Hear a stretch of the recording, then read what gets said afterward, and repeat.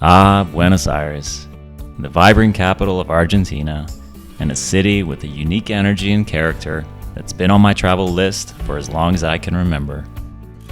It's often referred to as the Paris of South America for a mix of European-inspired architecture combined with Latin American passion and culture.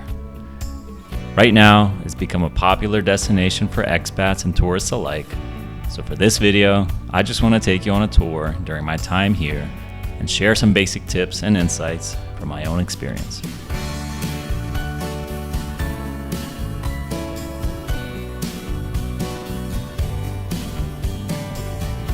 Buenos Aires, in a nutshell, is a multicultural city. Throw in Spanish traditions, a dash of French elegance, season it with some Italian, and you get Buenos Aires. Public transportation is pretty straightforward, with a basic subway system called subte.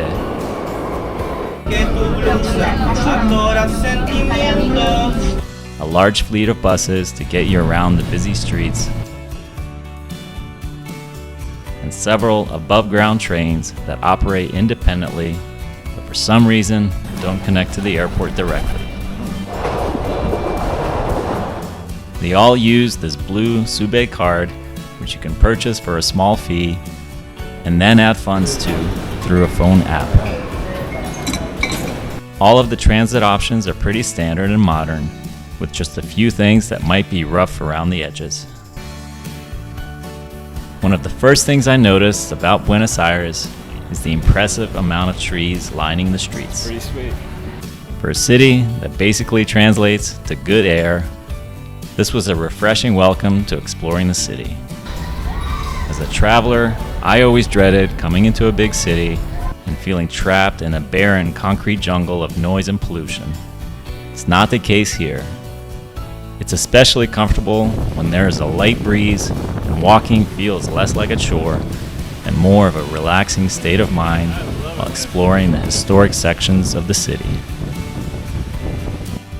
The amount of art I found just from walking through different parts of town was staggering. It was reminiscent of Santiago, but on a much bigger scale, with various messages relaying to current events, indigenous people, music, pop culture, and all things in between.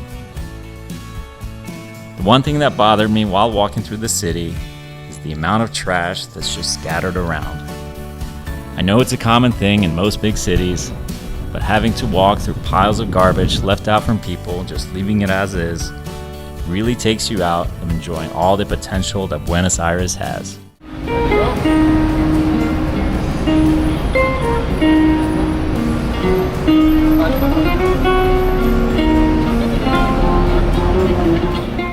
There's a bunch of diverse neighborhoods in Buenos Aires, each with its own unique character and charm.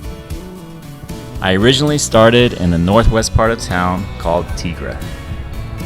This is roughly an hour train ride from the main station called Retiro, and a popular spot for locals on the weekends to get on the Tigre Delta. There's a good mix of restaurants, riverfront cafes, and craft shops here that kept me entertained. Hola, ¿qué tal? Buen día. And also provides a good little getaway from the bustling city life as a whole.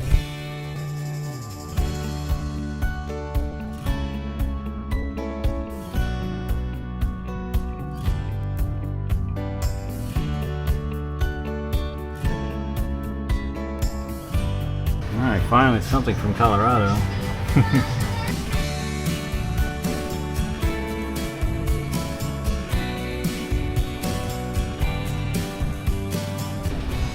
I also kind of love that there's really no speed limit here to any boats. There's all different sizes, and everyone just kind of rides each other's wake.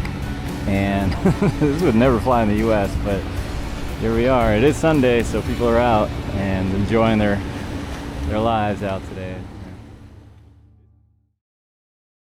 Closer to the main city, we come to Belgrano and Palermo. This is where the city really began to open up for me. The streets here really showcase the beauty of Buenos Aires, and it's the most trendy neighborhood for most travelers to explore. There's a mix of restaurants, open spaces, modern art galleries, vibrant nightlife, and even horse racing.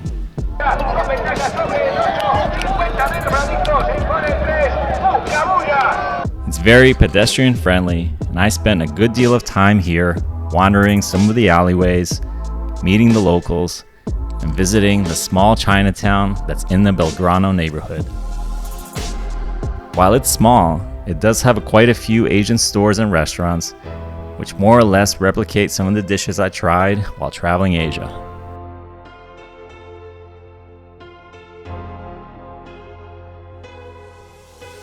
Just be aware that the prices here are import-based, so there's going to be a little sticker shock for some of the products. There's also a green natural space close by that features a rose garden, a Japanese garden, a planetarium, and even a zoological eco-park that focuses on animal welfare and conservation. It's totally free. There's some animals here that roam freely, and I encountered rabbits, monkeys, camels, hippos, flamingos, bison, and even a condor with the largest wingspan in the world. Food in Buenos Aires can be varied. While you can find most things to suit your taste in small grocery stores and verdulerias, the Argentinian diet consists of dough-based dishes. Things like milanesas, empanadas, pizzas, basically anything with cheese.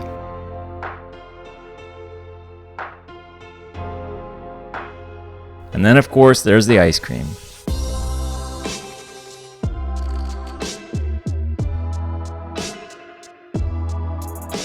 A popular dish that's also eaten together is carne asada, basically grilled meat.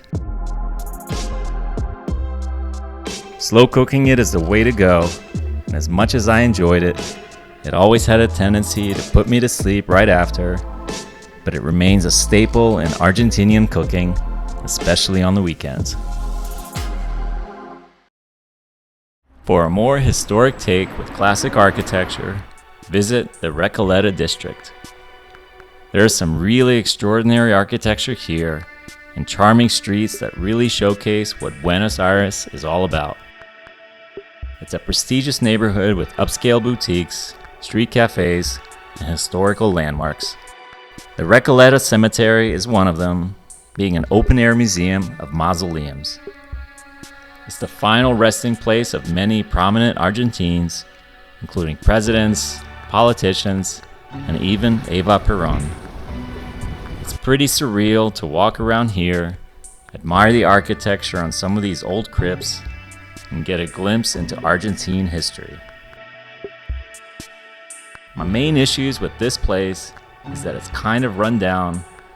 Some of the mausoleums have been broken into, and it feels like the grounds aren't properly maintained. There's also an entrance fee to get in, $16 to be exact, for foreigners. I felt kind of cheated to pay this premium just to walk around a graveyard. Instead, I recommend going to Chacarita Cemetery, which isn't too far away, free to enter, and has the same level of architecture that you would find at Recoleta. Even if there are not many popular people buried here, I still enjoyed walking around the well-kept grounds and even descending deeper down into the eerie pantheons further in the cemetery. Urban exploring at its finest. God, busted ass places. La Boca is just south of Recoleta. There are no train lines connecting here, so you would need to take a bus instead. This is the location of the heavily popular Caminito area, known for its bright color scheme and historic significance. It was once a neglected alleyway, but Caminito was transformed in the 1950s into a vibrant pedestrian street thanks to the efforts of local artists. It's fun to walk around and see the sculptures and murals. There's like a million souvenir shops all around and gets busy with tour groups really fast. I don't want to call it a tourist trap, but in relation to its small size and constant pressure to buy gifts and photos, it starts to feel a little obligational.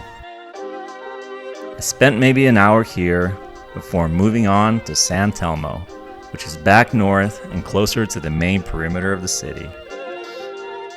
This was a much more chill, with cobblestone streets, vintage architecture, and more old buildings to explore. A market sits in the middle of town, and I was honestly amazed at how much variety of small little restaurants there are here. This was on a weekday, but I heard it gets very vibrant during the weekend.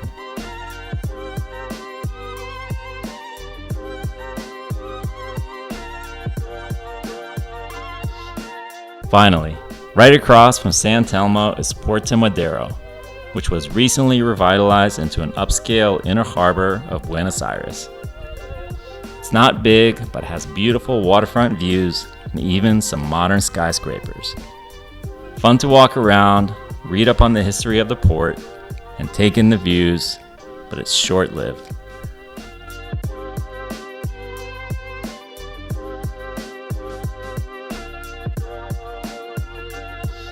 The bridge is really cool though, and oftentimes you'll find professional tango dancers that perform for the crowd.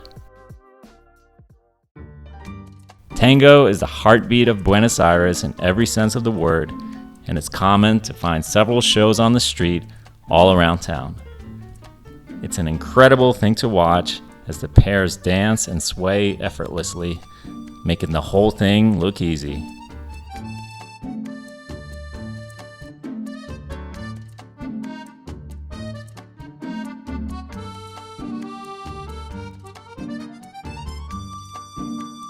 I took some lessons myself, and after some very mixed results and awkward stepping,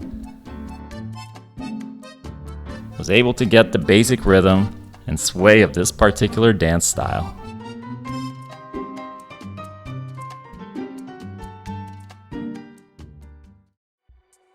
And even though Buenos Aires is a coastal city, it doesn't have any beaches. At least not any that you might want to swim in. A couple options are to either take a 4-hour drive southeast to the city of Mar del Plata, where the causeway meets the Atlantic Ocean with pretty stunning cliffs and good surf. Or take a 2-hour ferry across the Rio de la Plata to neighboring Uruguay and visit stunning oceanfront towns like Punta del Este or Cabo Polonio. But I'll touch more on those locations in my next video. Mar del Plata was a great little getaway from the busy city. You leave from the massive bus terminal near Retiro, and there's usually 3 or 4 time slots for each operator. I stayed here for a total of 5 days and was happy to be near the water again. The main city is pretty cool. There's a lot of restaurants, shopping districts, museums, and public squares in the main downtown area. I recommend going to the waterfront since there is always some sort of event going on, and it's always a treat to engage with the local culture. The beach itself is sheltered and mostly protected from offshore winds that you would typically get further outside the city limits. The coastline varies from your typical open beach to more rugged and surf-style sections. It grows the further west you go, with surprisingly tall cliffs above the ocean's edge that a lot of birds use as makeshift habitats. I really enjoyed going even further west to the town of Miramar, where there is far more nature and a coastline setting that was just perfect to lay out and take in the beauty of the ocean. I have a feeling that this town will eventually grow into a bigger, more cosmopolitan city over the years, but as all things, that remains to be seen. Geographically, Buenos Aires is very flat. There aren't many hills to climb or viewpoints to catch sunsets. Best bet is to find a high-rise or a rooftop bar from which you can catch the sun setting if you happen to be facing west. Apart from climbing rooftops and scaling my own apartment building, I recommend Olympus Sky Bar near the Obelisk part of town of downtown Buenos Aires. It's on the 31st floor and offers that 360-degree space to see the magnitude of the city, have a drink or two, and enjoy the sun setting on the horizon. Finally, I wanted to get out to the mountains again, and unfortunately, like I mentioned previously, Buenos Aires has little to no elevation. So I hopped back on a bus and traveled a good 8 hours to Cordoba, a smaller but unique city located close to the Sierras. Exploring the city can be done in about a day. It's the second largest city in the country, with a wealth of important architectural landmarks, plazas, and theaters. It's got a very college-based atmosphere going for it, and I really enjoyed exploring it at night, mostly for the nightlife and to see the entire city light up and come to life. It bears some similarities to Buenos Aires, both with the architecture, art scene, and central layout. A worthwhile trip from Buenos Aires if you have the time to visit this amazing city. Just to the west lie the Sierras de Cordoba. They're mostly divided into two sub-ranges, the Chicas and the Grandes. I spent some time out here to indulge in the Wild West and stay in the smaller town of Tanti. A good part of it reminded me of New Mexico from back in the States, with a lot of little canyons and creeks, antiquated churches, wide open deserts, and a slower paced lifestyle that grew on me very quickly.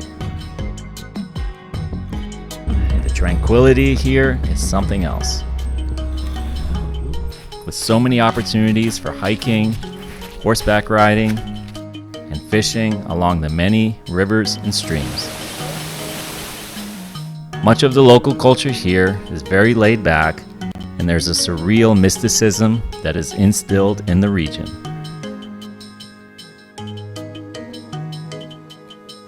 I found some gauchos, similar to cowboys of the West, and it was amazing getting the chance to experience the vastness of this place from a simple hike to a mountain. If you're a nature lover like myself, I do recommend making this trip out west from Buenos Aires and experiencing this place for yourself. There's even a town to the north called Capilla del Monte, which is often referred to as the UFO capital of Argentina.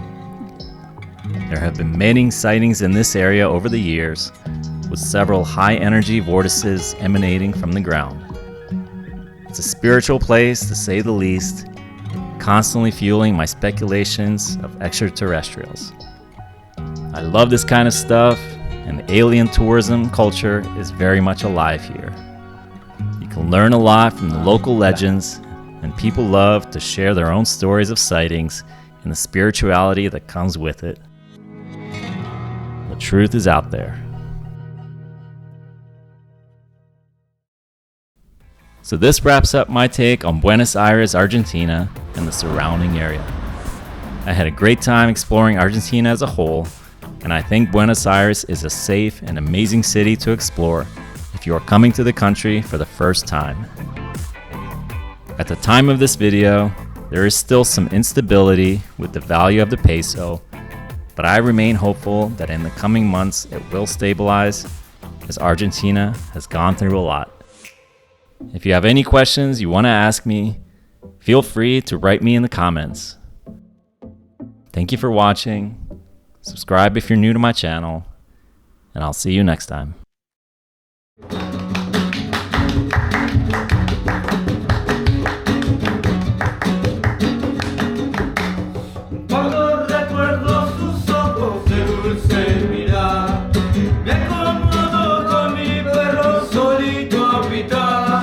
Dile, chacarera, esa flor azul.